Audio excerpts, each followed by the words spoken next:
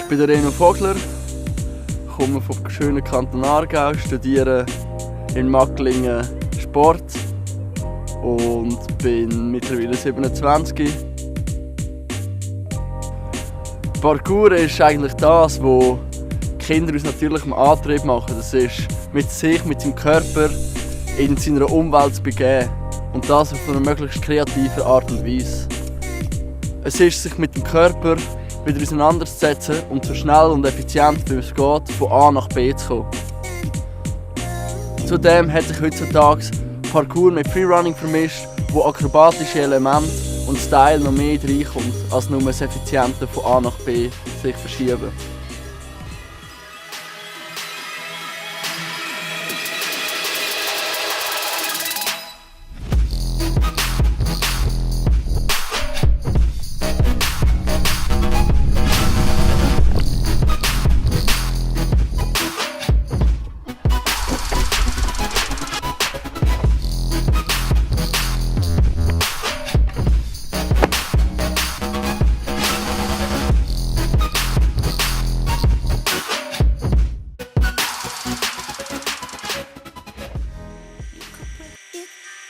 Ich habe es eigentlich als Kind schon selber gemacht. Ich habe immer geliebt, mich über das Zeug hinweg zu bewegen.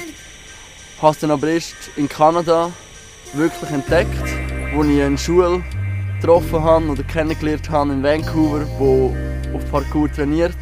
Und ich habe mich dann denen angeschlossen, habe mich so mit den Coaches und der Community dort connected und ja, seit 3 Jahren trainiere ich jetzt Parkour.